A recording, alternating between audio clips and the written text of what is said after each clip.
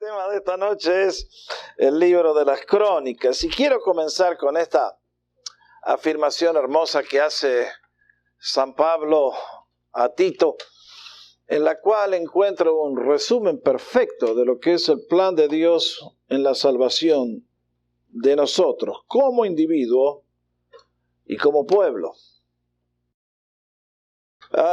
Fíjense lo que dice allí. La gracia de Dios se ha manifestado para salvación a algunos de la humanidad, a toda la humanidad. Está abierta al alcance de todos. Y nos enseña que renunciando a la impiedad, o sea, no conocer a Dios y a los deseos del mundo, que son los deseos de esta vida, vivamos en este siglo de una manera sobria, justa y piadosa. Cada término vale la pena analizarlo. Mientras aguardamos la esperanza bienaventurada y la manifestación gloriosa de nuestro gran Dios y Salvador Jesucristo. Amén. Eso es lo que estamos esperando en cualquier momento, que el Señor nos llame para estar con Él. Y entonces, eso es en el nivel individual. En el nivel colectivo, sigue diciendo el apóstol Pablo, Él, o sea el Señor, se dio a sí mismo por nosotros, ¿para qué? Para redimirnos de toda maldad y purificar para sí un pueblo propio, celoso de buenas obras. Ahora marquen esa frase, un pueblo propio. La salvación y la vida, la salvación es un regalo de Dios. La vida cristiana es fácil. Hay un esfuerzo que hacer, ¿no es cierto? Hay una lucha que todos tenemos. Es escalar el Everest todos los días. No hay ninguna duda. Ahora, si eso es difícil, armar un pueblo, ¿qué tal? ¿Es más fácil o el problema se agiganta, se incrementa de una manera que es imposible de medir? Pero este es el plan de Dios. Él está trabajando en edificar su iglesia, ¿no es cierto? Que es su familia y es un pueblo suyo que un día va a venir a buscar. Pero ese pueblo debe tener una característica. Debe ser celoso ¿de qué? De vivir una vida pasiva, una vida estática. Vengo, cumplo los domingos y ya estoy. No, no es cierto. Cuando dice la palabra celoso de buenas obras, ¿cómo traduciríamos la palabra celoso? ¿Qué habrá querido decir el apóstol?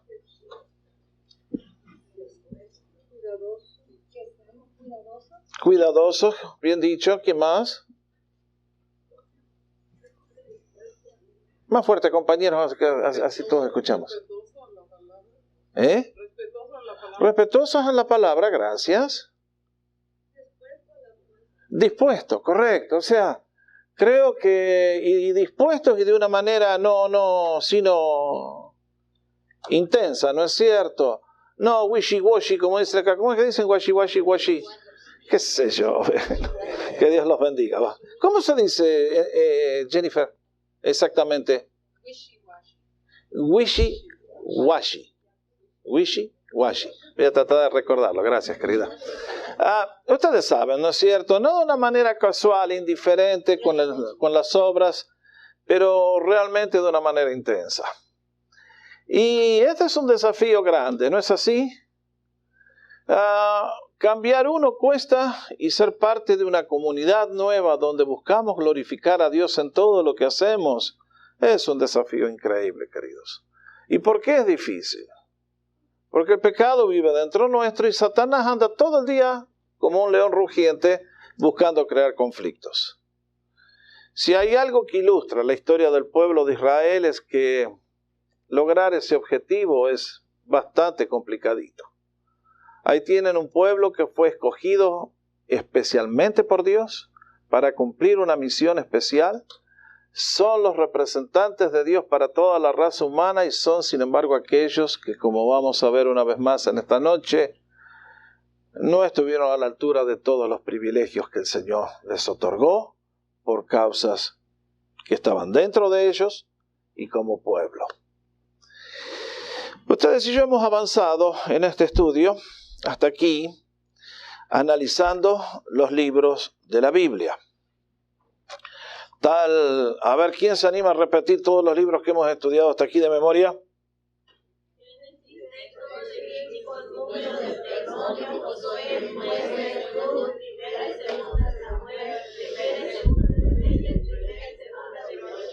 Gracias. Muy bueno, muy bueno. Y efectivamente, de acuerdo a cómo están los libros en nuestra Biblia, hemos cubierto los libros de la ley, escritos por Moisés, y luego comenzamos el análisis de los libros que nos cuentan la historia de la nación hebrea, comenzando con Josué, la conquista de la tierra prometida. Y cuando dejamos el estudio la semana pasada, vimos el período de la monarquía y cómo el pueblo va descendiendo en su relación con Dios, en sus propósitos, hasta que Dios finalmente los expulsa de la tierra. Y cuando terminamos el libro, quedamos con Israel en Babilonia. Allá ha habido 3 deportaciones y, bueno, qué historia tan triste. Lo que comenzó tan bien va a terminar de un modo tan triste. Ahora, ustedes y yo cuando comenzamos el estudio, vimos que la historia desde el comienzo de la creación, digamos, la cubre el libro de Génesis, ¿no es cierto? Después tuvimos un paréntesis de un montonazo de años que Israel está en Egipto y reinicia la historia con el Éxodo y todos los libros que hemos estado viendo. Y entonces hemos seguido todos los años, todos los siglos, hasta aproximadamente por aquí, que llegó el libro de, hasta aquí, que es el libro de Segunda Reyes, que analizamos Ahora, en esta gráfica creo que al autor se le chispoteó, porque con Primera Crónicas comienza acá, pero honestamente si uno lee las genealogías, ¿dónde comienza Primera Crónicas? Vamos a ver que comienza desde el mismo punto que comienza Génesis. Por eso comienza de esa manera tan didáctica. Adán,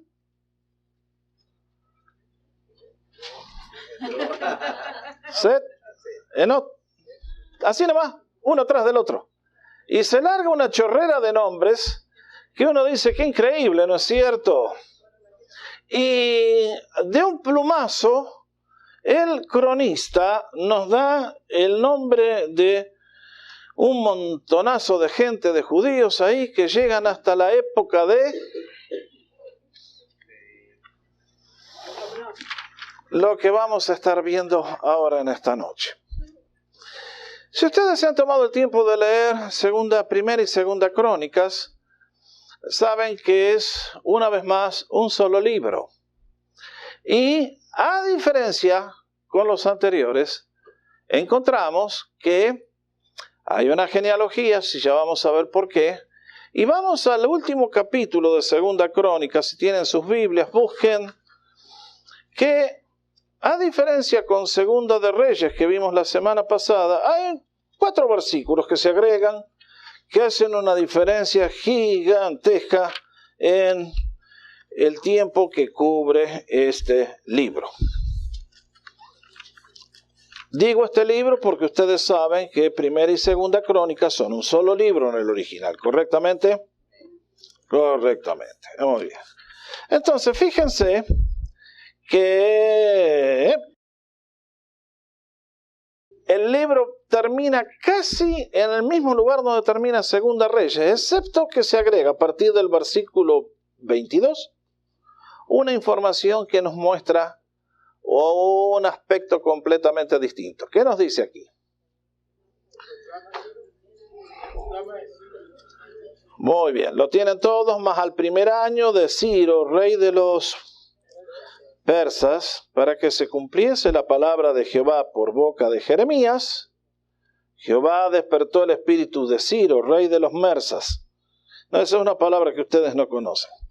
En Argentina quiere decir un tipo medio que se viste mal, va. El cual hizo pregonar de palabra y también por escrito por todo su reino diciendo, así dice Ciro, rey de los persas. ¿De quién era rey Ciro? 3 veces en 2 frases. Si no se dio cuenta a esta altura, madre querida. Jehová, el Dios de los cielos, me ha dado todos los reinos de la tierra y él me ha mandado que le edifique casa en Jerusalén que está en Judá. Quien haya entre ustedes de todo su pueblo, sea Jehová su Dios con él y suba. Hello, ¿dónde estamos ahora? Muy bien. Bueno, compañeros. Cuando ustedes y yo llegamos a este libro, estamos al final de este color que marca muy claramente la gráfica con el color rojo intenso, no sé qué color es este, magenta, no sé qué será.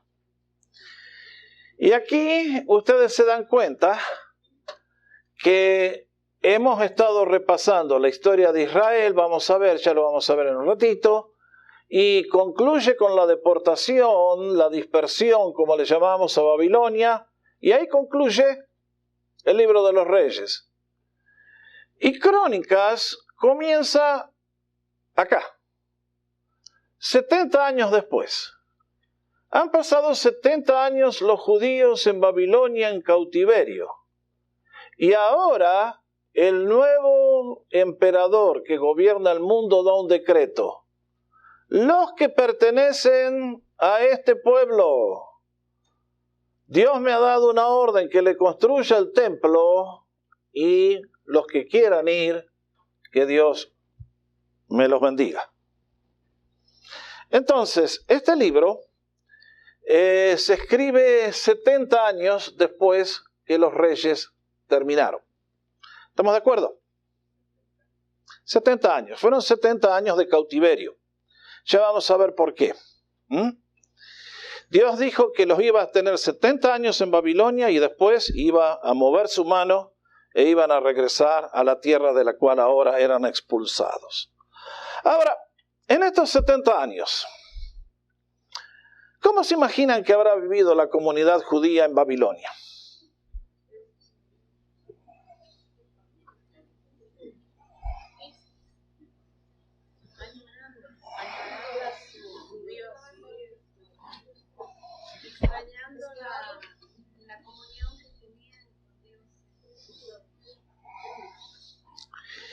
Sospecho que hay muchas cosas que podemos decir, ciertamente. Ustedes y yo que hemos salido de nuestros países, ¿cómo vivimos acá en un país extranjero?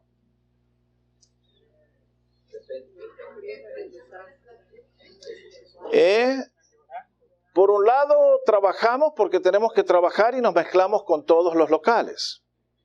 Sin embargo, por distintas razones, creo que el idioma, la número 1, estamos congregados aquí en esta noche, porque lo que nos une es el idioma que es el que amamos. ¿Cómo vivimos? Extrañando las cosas que dejamos atrás. Así que ser extranjero siempre ha sido la misma historia, básicamente. Es complicado. Ahora, me imagino que el pueblo judío, cuando perdieron la tierra y fueron expulsados de la ciudad, con cuánto dolor y con cuánta tristeza tienen que haber salido.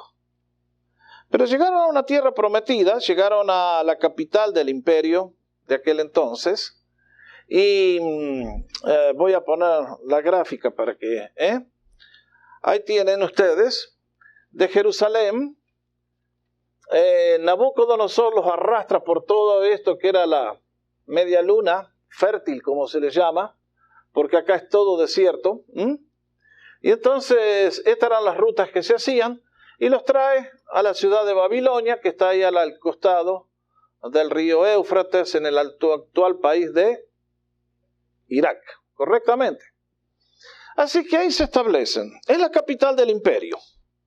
¿Y los judíos son buenos para negocio? Y hay que comer, hay que vivir, y judío rápido empezó a hacer negocio. Pasan los años, nacen los hijos. ¿Y qué pasa? ¿Los chicos prefieren el idioma viejo o el idioma nuevo? Siempre hay una transición, ¿no es cierto? Y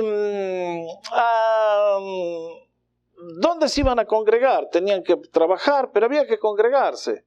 Y así empezaron a aparecer las sinagogas. Un lugar chico donde se juntaban a leer la ley, a orar, etcétera, etcétera. Ahora, dentro de los que se fueron para Babilonia, ¿qué tipo de personas habrán ido? De toda clase, ¿no es cierto? Habrán ido ateos y blasfemos y habrán ido también gente piadosa, que se preocuparon, que servían en el templo y se preocuparon de llevar con ellos el libro de la ley, los registros, etcétera, etcétera. Entonces allá se establecen. Y en la sinagoga, ¿qué se hacía? Lo que se hace hasta el día de hoy. Se lee de los libros de la Biblia. Casi siempre un pedazo del Torah, la ley, un pedazo de los profetas, un pedazo de los escritos. Era la manera de mantener la fe. Ustedes vieron cómo los extranjeros siempre tratamos de mantener nuestras costumbres, ¿no? Comemos nuestras comidas, etcétera, etcétera. ¿Les parece que el pueblo judío habrá sido celoso de esas tradiciones? La circuncisión, es la gran señal distintiva de la nación, más vale. Y me imagino que no sé cuántos miles se habrán ido, unos 10.000 dice la Biblia que se fueron. Se conocerían entre ellos. Me imagino que unos cuantos sí, Y entre ellos tendría que haber habido gente mayor, gente menor. Ahora, imagínese usted, tiene 30 años. Y se crió en Bagdad.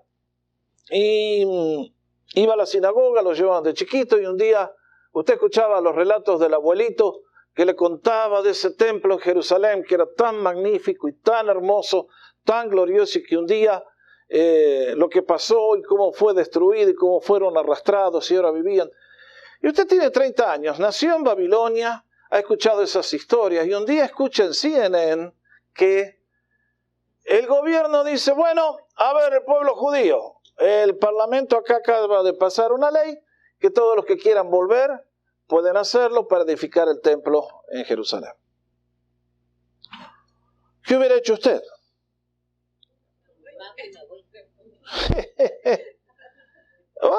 No fue tan fácil,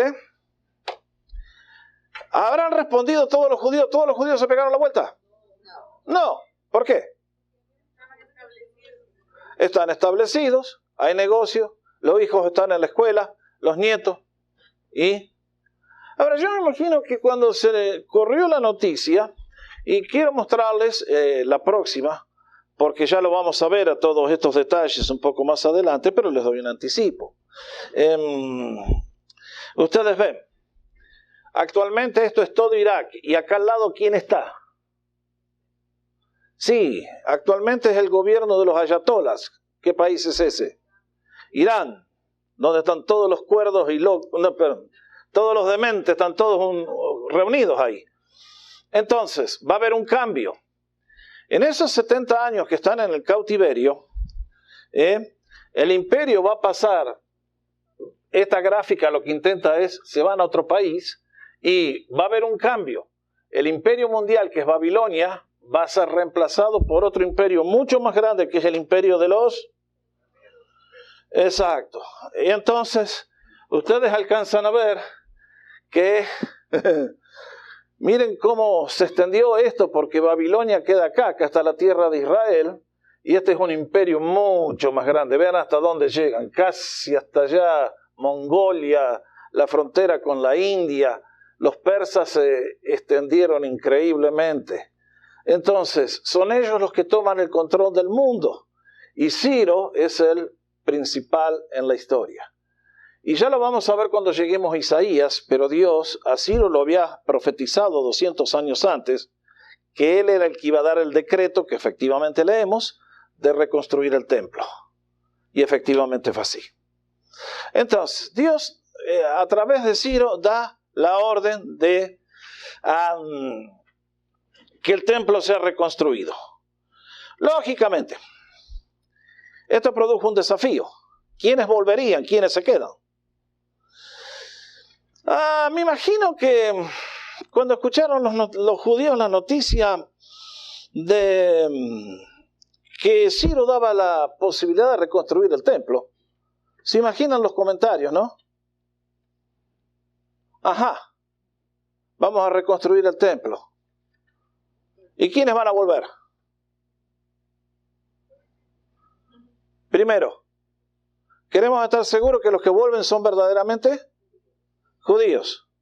Porque allá quedaron judíos, pero ¿qué pasó? Imagínense que también estaban los samaritanos al lado y se empiezan a mezclar, ¿no es cierto? Entonces, momento. El primer problema que tenemos que resolver es quién se vuelve, ¿eh? Tiene que ser judíos de pura sangre. Además, si vamos a construir el templo, ¿quiénes tienen que ministrar en el templo? Ajá. ¿Y ahora cómo sabemos dónde están los levitas? Nos corrieron de allá y ¿qué pasó? ¿Dónde están los levitas ahora? ¡Ja! Entonces me imagino las reuniones de los ancianos ahí. Bueno, evidentemente, ¿quién está acá de la familia sacerdotal que sabemos que quedó? De la familia de... Ajá. Y, Esdras, vos que sos escriba, Esdras, ¿por qué no te haces una investigación más o menos a ver de quién realmente es judío y quiénes estaban en el templo y qué tenían que hacer? Y quiénes son los que estaban con las canciones y quiénes eran los que tenían que manejar billete en templo para que no roben, tú sabes. Y entonces me imagino las charlas, y en esas charlas es que, como vamos a ver en el próximo libro, Esdras junto con Zorobabel son los que van a emprender la marcha de un contingente de 42,000 personas que vuelve a Jerusalén. Y entonces, me parece que le deben haber dicho a Esdras, vos que tenés toda la información y sos un erudito, ¿por qué no te componés un libro donde se pueda ver con exactitud quiénes son los que tienen que servir a Dios y deben volver?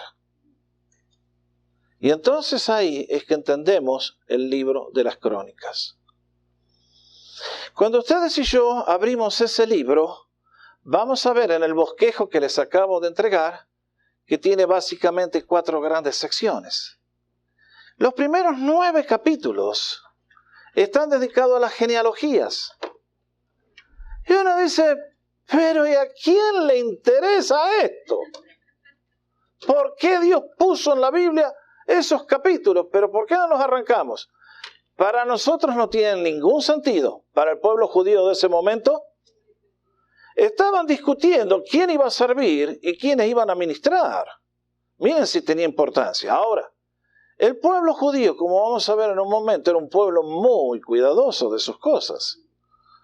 Por momentos hicieron errores gigantes, por momentos hicieron aciertos inmensos. Ahora, cuando ustedes y yo nos acercamos a este libro, es que entonces vemos que tiene un propósito completamente distinto al de los que vimos anteriormente.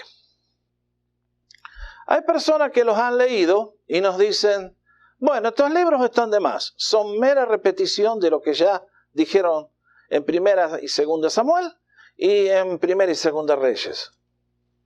Tal es así que si ustedes recuerdan cuando estaban allá perdidos, sin Dios y sin ninguna esperanza, y leían la otra Biblia, ¿se acuerdan cómo se llama Primera y Segunda Crónicas?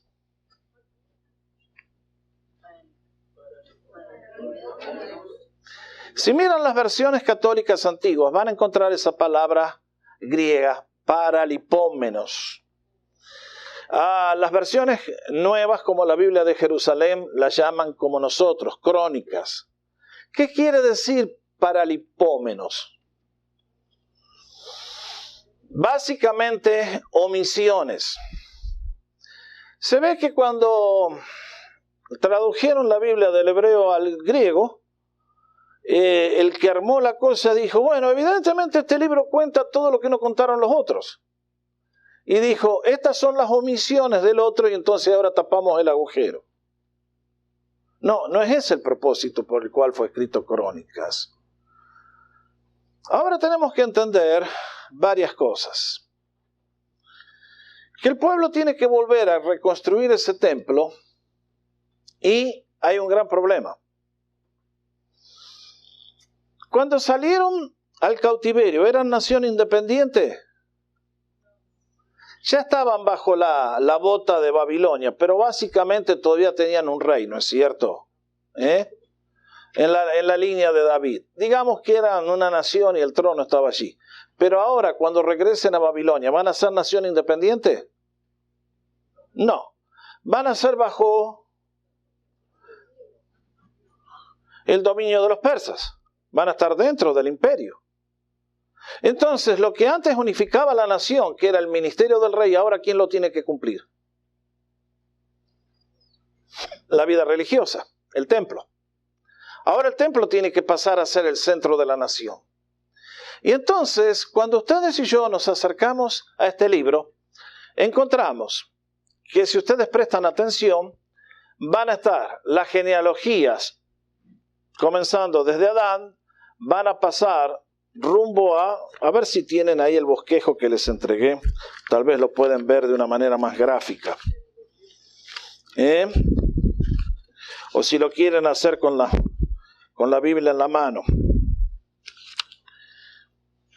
Fíjense, el bosquejo analítico. Allí tal vez lo alcanzan a ver mejor. Fíjense que ocupan 9 capítulos, como he dicho, y comienza con Adán, va hasta Abraham, y después meten la descendencia de Edom, que es a través de Esaú, que no tiene nada que ver con la nación. Y luego trata a los hijos de Israel, quienes descendieron de Judá, las diferentes tribus. En el capítulo 7 tenemos la lista de los que regresaron de Babilonia. Y a través de todo esto vemos el interés del cronista en decirnos de dónde viene toda esta descendencia y por qué los que volvieron tenían derecho a volver y hacer las cosas que hacían. Ahora, cuando vimos Primera y Segunda Reyes, vimos el reinado de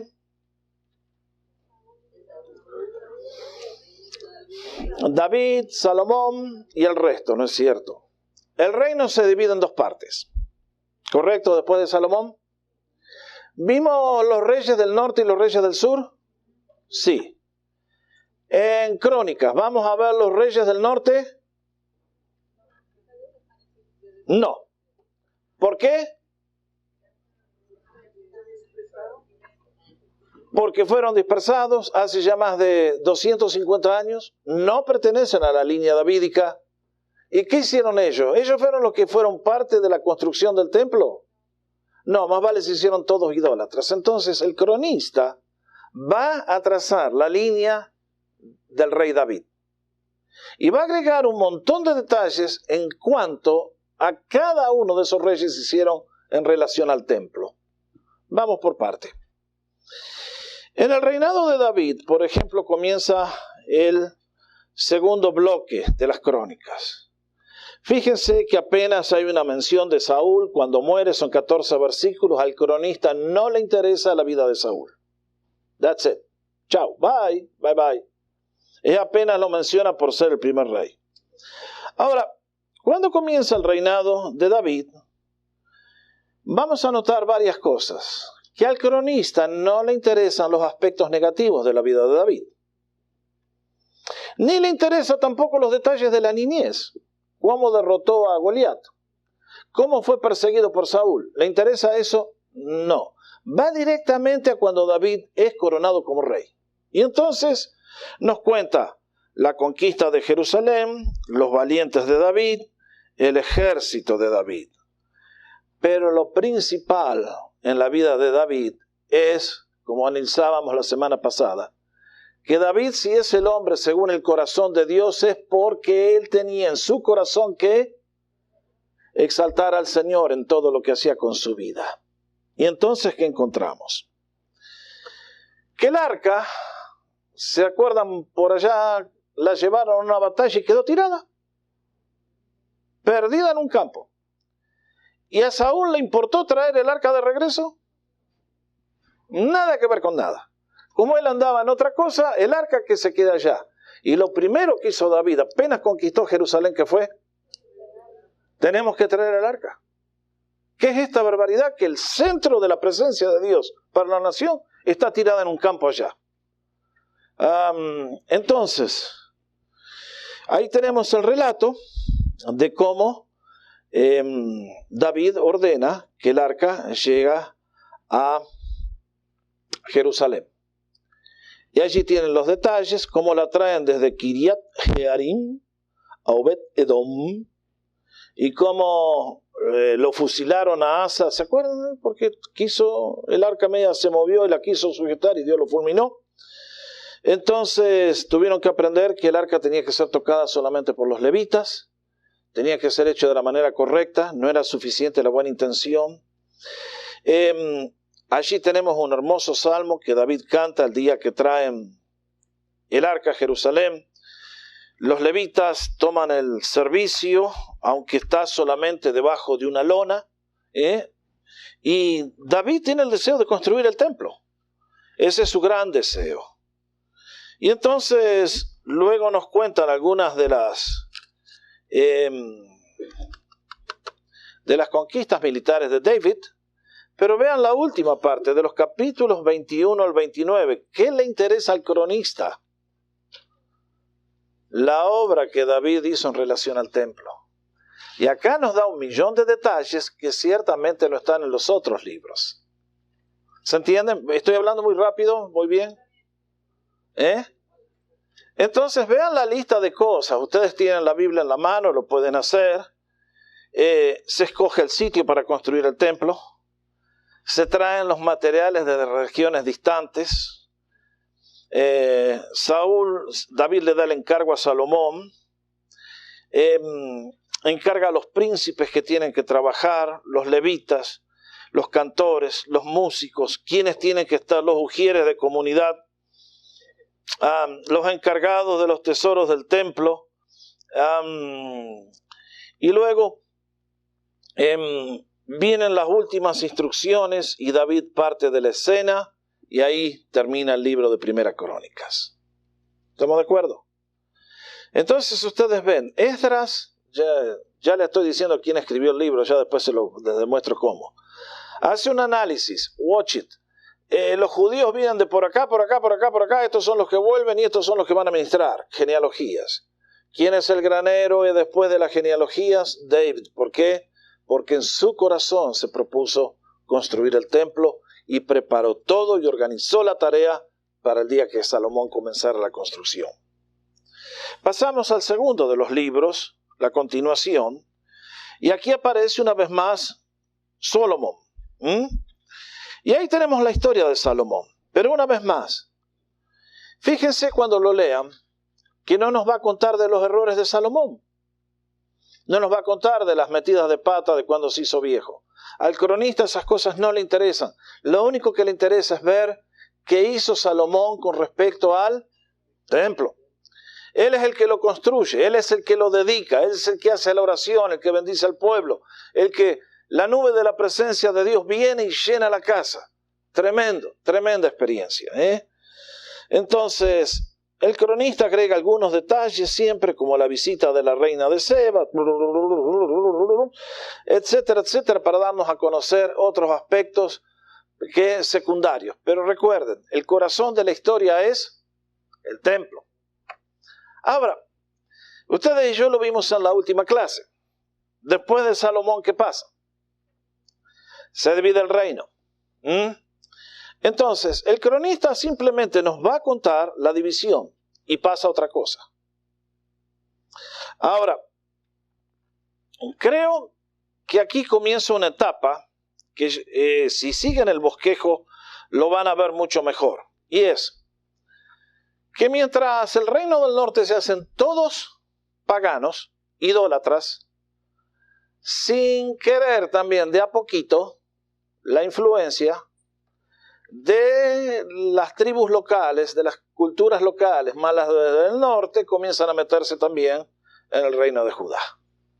¿Estoy claro? ¿Se entiende? Entonces, ¿qué pasa? Que En el reino de Judá, volviendo a la gráfica anterior, ahí estamos.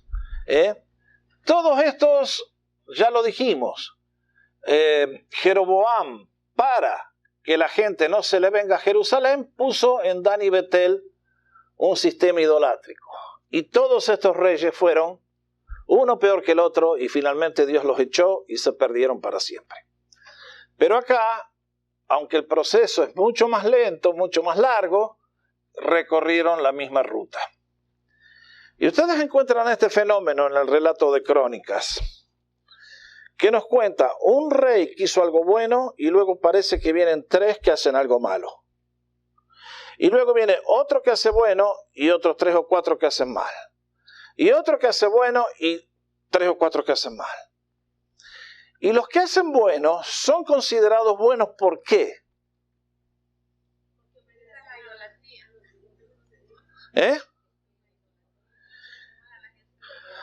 Intentaron llevar a la gente de regreso y la nación va a decaer tanto que otra vez más, ¿cuál fue la gran clave de Ezequías y de Josías? Que el templo ya estaba tan degradado y tan echado a perder que tuvieron que hacer reformas gigantes para volver a restablecer lo que debía ser.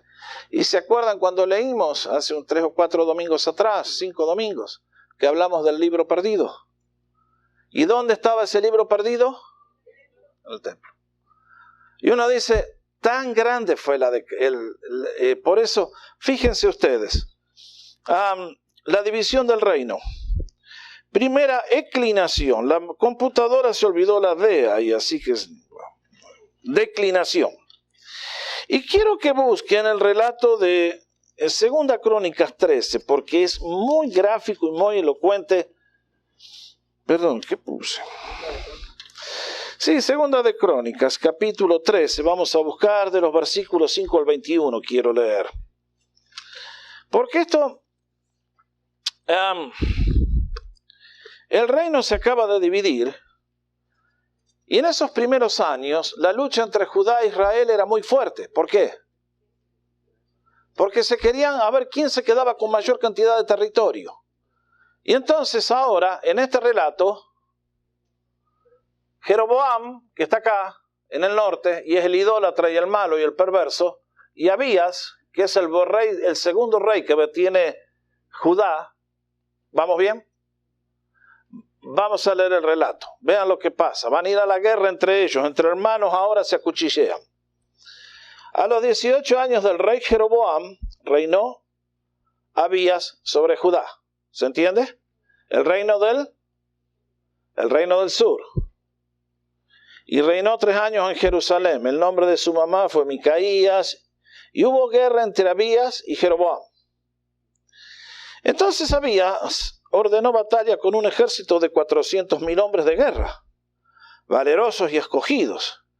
Y Jeroboam ordenó batalla contra él con... Ay, que esto está bravo. Este es el doble. Y no eran nada, eran escogidos y fuertes y valerosos.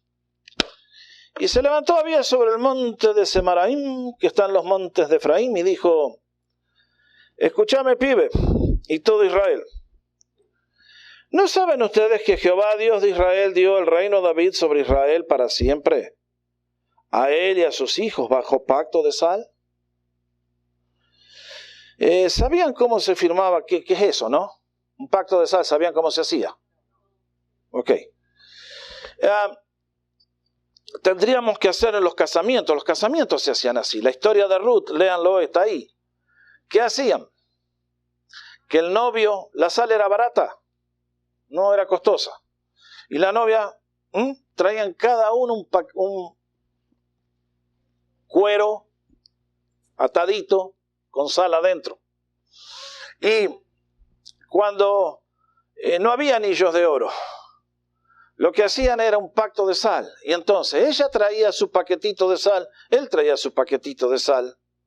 Y entonces sacaban granos del paquetito de ella y lo ponían en el paquetito de él. Y luego a él le decían: ¿y vos qué tenés para darle a tu novia? Y yo traje también sal y vamos a sacar de mi paquetito y lo voy a poner acá.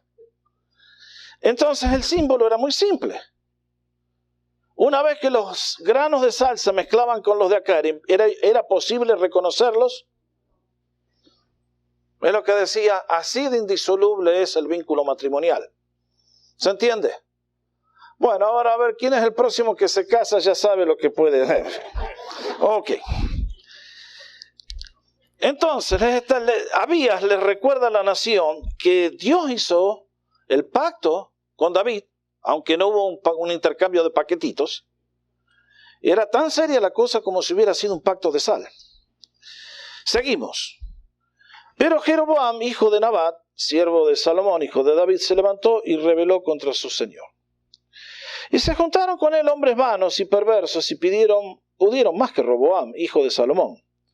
Porque Roboam era joven y pusilánime. Este era tierno. Quiere decir un tipo...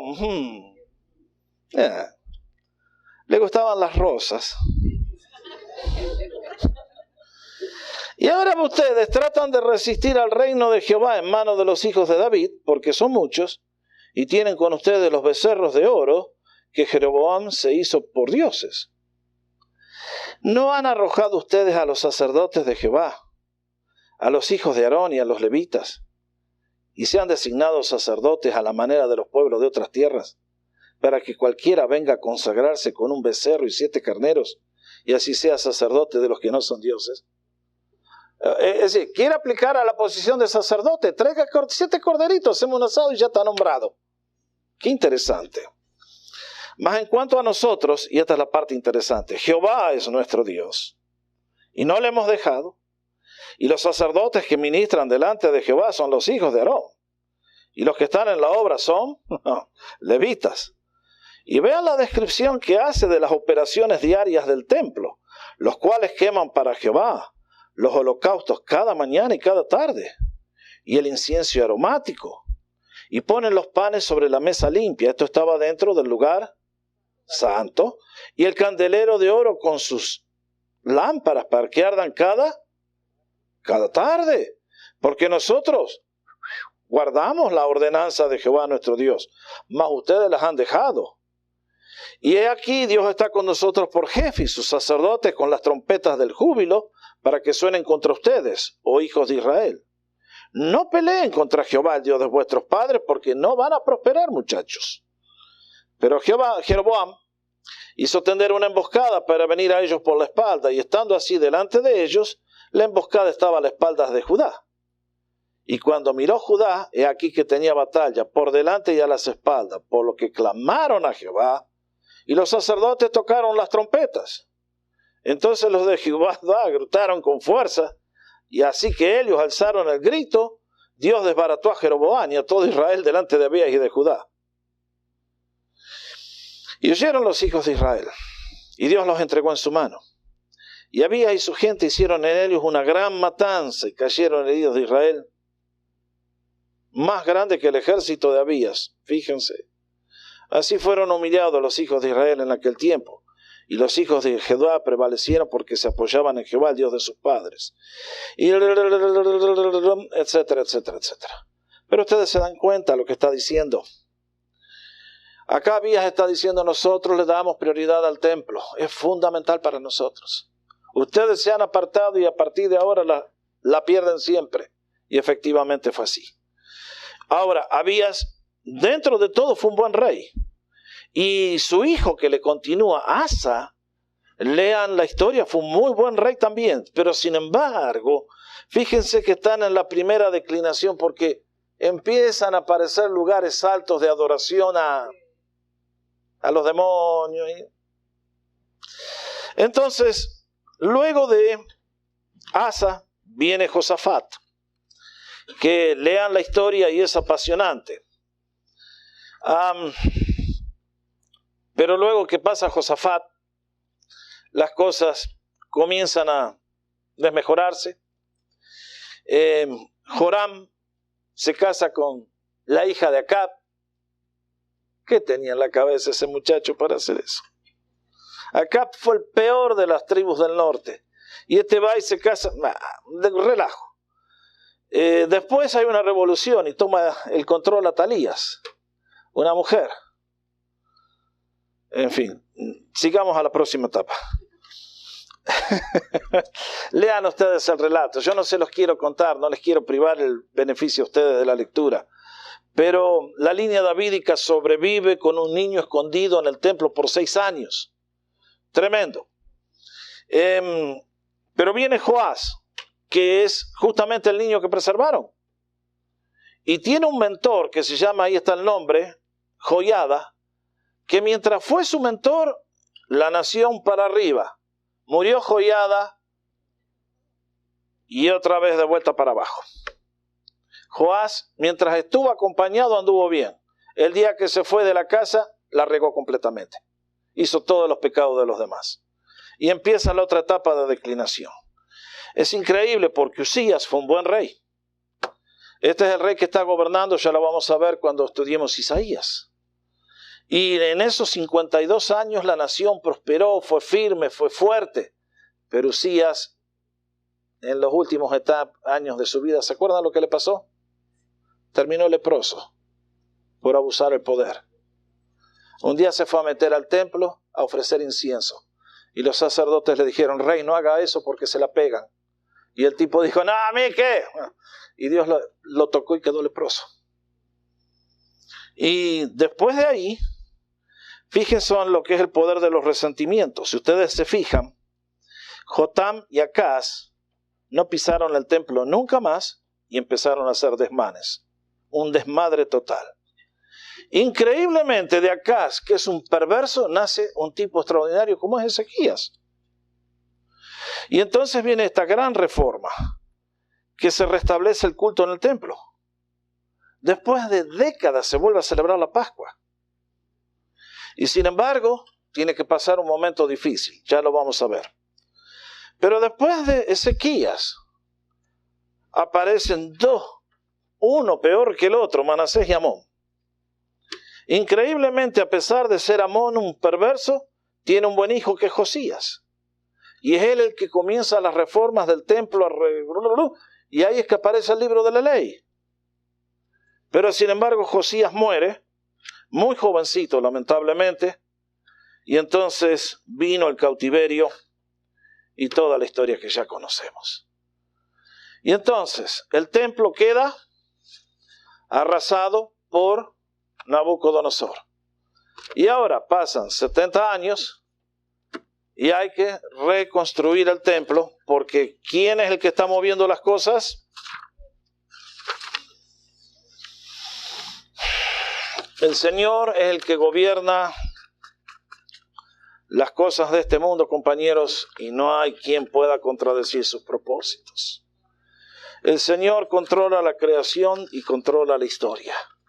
Y ahora le dice al pueblo, bueno, muy bien, señores, a reconstruir el templo. Y entonces quiero concluir rápidamente con el análisis que habitualmente hago al principio acerca del título y el autor.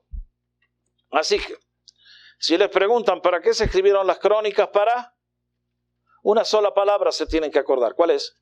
Resuman la palabra con templo. That's it. Es todo lo que necesitan. Entonces, Crónicas tiene que ver con la reconstrucción del templo en Jerusalén luego de 70 años en el cautiverio. ¿De acuerdo? Ahora, el título del libro en el hebreo es ese que está anotado allí, las palabras de los libros.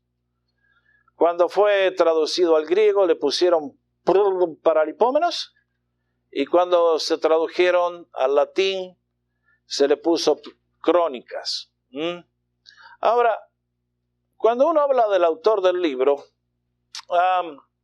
es interesante ver cómo los judíos colocaron el orden de los libros, a diferencia con nosotros.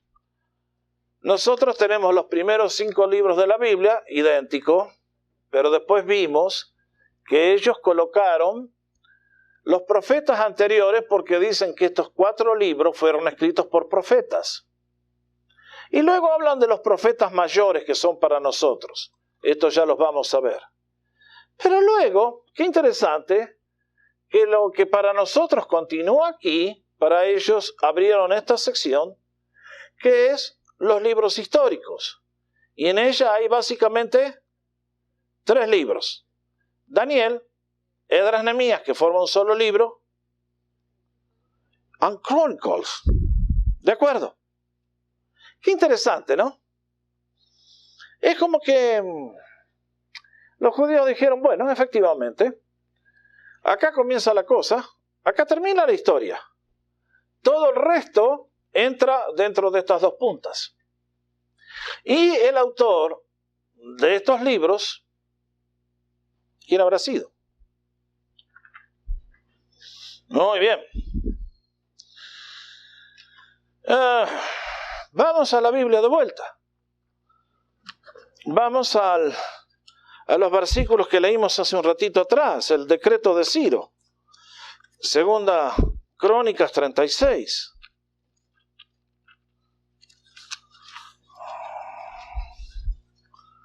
¿Lo tienen todos?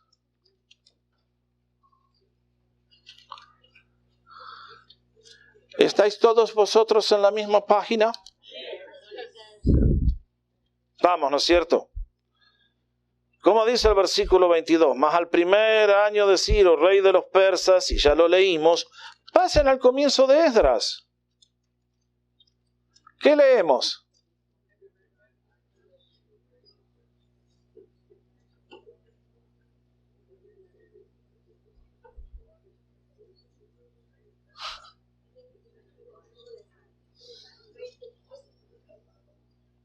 ¿Qué encontramos? Exactamente el mismo relato. Y entonces, si Esdras escribió Esdras, ¿quién les parece que habrá escrito el que estaba al lado? Básico, ¿no es cierto? Básico porque Esdras vive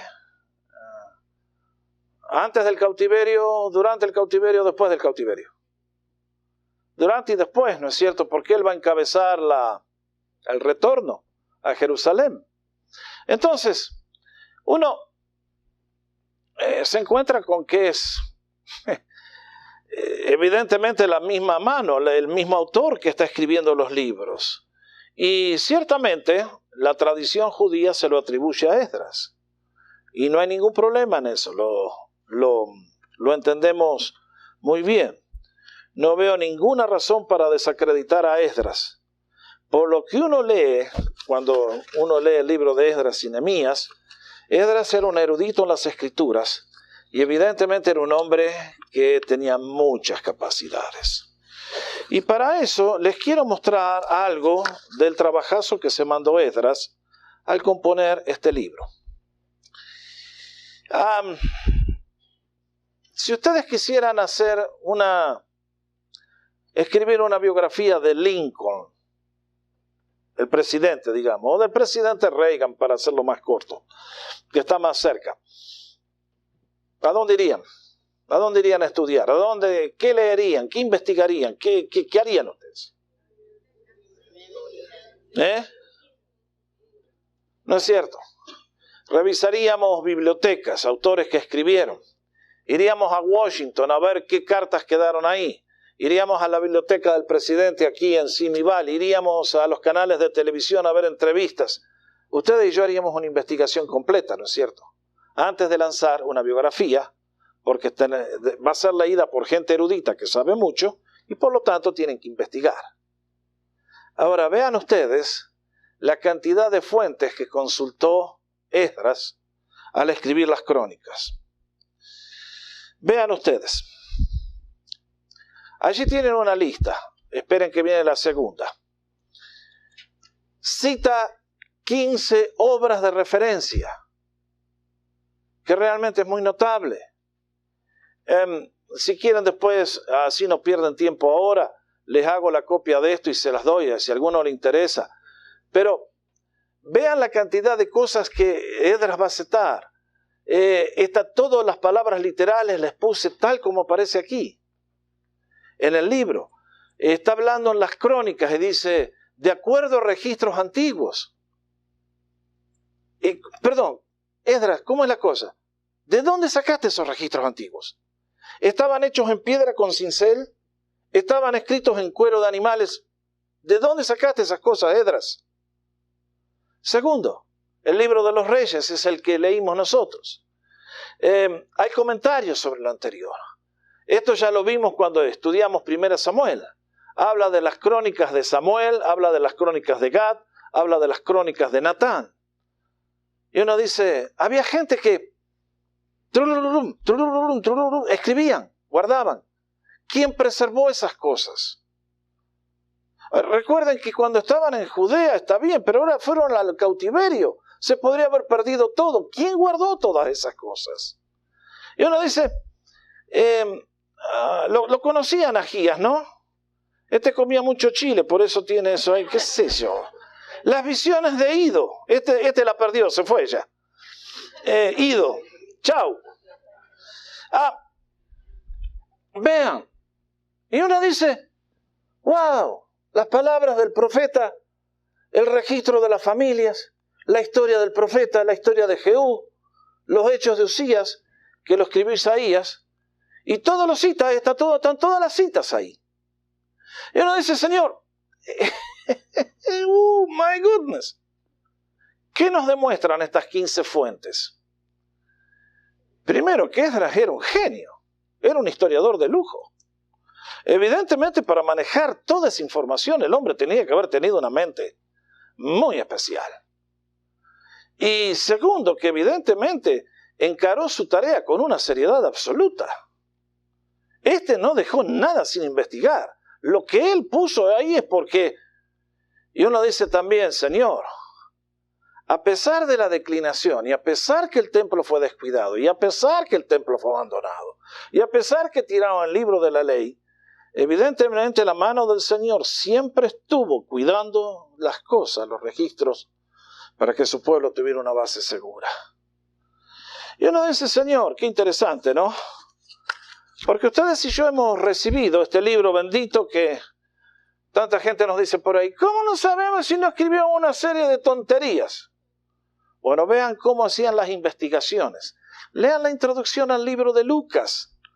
Lucas es otro historiador brillante como Esdras. Le dice, hey, Teófilo, para que tu fe no esté fundamentada sobre chimentos y sobre fábulas, déjame que te cuente la investigación histórica que yo hice y entonces vas a ver realmente lo que hay aquí. Y vaya relato que nos dejó el doctor Lucas. Y compañeros, concluyo con una de las lecciones más hermosas que encuentro en este libro. Y es esta. Vuelvan al bosquejo.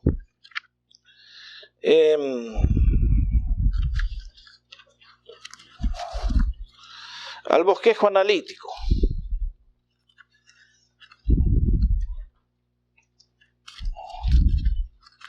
Les dejo tarea para que la hagan en casa, la leen en casa, ¿ok?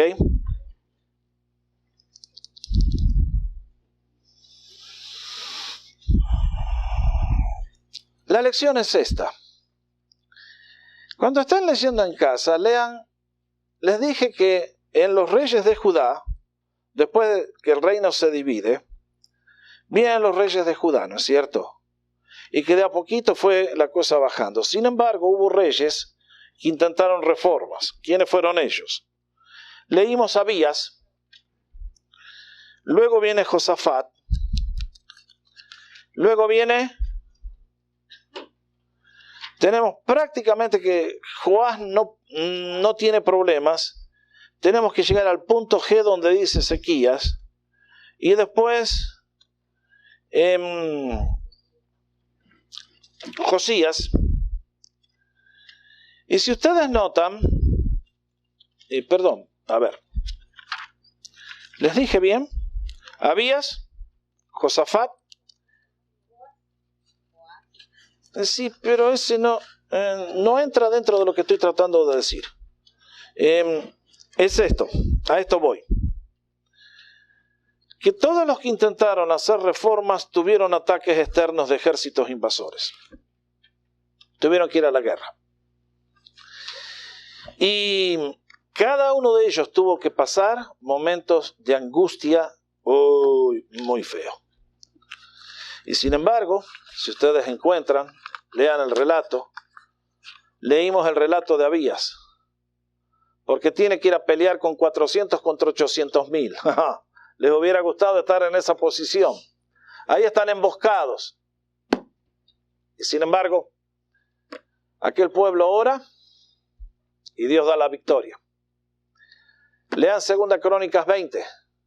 Josafat está reinando en paz y de repente, ¡pum!, un ejército de africanos. Y ahí va la cosa. Parece que se los van a comer crudos. ¡Bum! Asa era el otro, que la pasó mal. A Asa lo invadieron los etíopes. Lean la oración de Asa.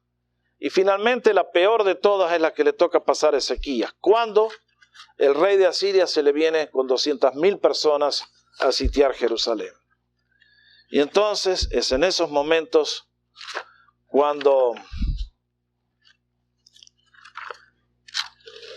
Ezequías eleva esa tremenda oración y Dios hace una tremenda liberación. Léanlo en casa, compañeros. Es demasiado para mí contarles todas esas historias, pero quiero concluir sí con esta afirmación. Que nuestra historia y nuestro destino serán en proporción a nuestra fidelidad al llamado que hemos recibido de Dios. ¿Se entiende lo que digo? El pueblo de Israel fue llamado por Dios para ser un pueblo especial en la tierra. Todos los otros pueblos eran paganos. Dios eligió solamente al pueblo de Israel para revelarse a ellos. ¿Y qué tenían que ser ellos? De acuerdo a lo que leímos en Éxodo 19, un reino de sacerdotes que tenían que dar a conocer la gloria de Dios. Y mientras ellos cumplieran ese llamado, el destino de ellos sería cada vez mejor. Y uno dice, Señor, qué lucha, ¿no? Qué tremendo. Dios nos toma muy en serio a nosotros, queridos. Dios no nos considera basura. No. Dios nos considera que somos personas valiosísimas. Y cuando nos redime, nos coloca en la categoría de hijos. Y uno dice, Señor, esto es glorioso. Y entonces, ¿por qué Israel, un elevado porcentaje, ojo, no todos, pierden el rumbo completamente y la nación le pasa lo que le pasa? Y uno dice, bueno, Señor, evidentemente en tus planes siempre tú te manejas con un remanente fiel. Porque dentro del pueblo no todos fueron idólatras, pero a muchos que eran fieles les tocó irse en el cautiverio. No se salvaron de la disciplina. Y ustedes recordarán, cuando estudiamos los libros al principio decíamos, Génesis es el comienzo, Éxodo es elección y salida, correctamente, redención, salida, salvación, liberación, correcto. Y el libro de Levítico es worship, adoración, cómo el creyente redimido por Dios se comporta. Y lo dijimos que el versículo clave era, sed santos porque yo soy santo, dice Jehová. Y queridos, qué lucha grande la nuestra, ¿eh? El mal nos sigue, el pecado es más atractivo, las cosas de este mundo entretienen más. Por lo tanto, compañeros, si entiendo algo de la historia de esta nación, continuemos luchando. No bajes los brazos. Porque si tú te aflojas, eres tú, es tu descendencia, son millares que vienen atrás que reciben el daño. Por lo tanto, que la historia de Crónicas nos aliente a todos a saber que el Señor, todas las cosas de este mundo le son indiferentes. Si tú quieres vivir en Los Ángeles, al Señor, fine. ¿Te quieres ir a vivir a Alaska? Fine, hermano. ¿Querés vivir en un barrio, en el otro? Fine. ¿Querés dedicarte a esto o al otro? Fine. Pero al Señor le interesa siempre, ¿qué cosa? El templo. El templo. Nuestra relación con Él. Por eso, ahora que cuando ustedes y yo vemos la vida del Señor, el día que llegó a Jesús ya como el rey para dictaminar el juicio, llegó un día domingo, ¿y qué fue lo primero que hizo el día lunes?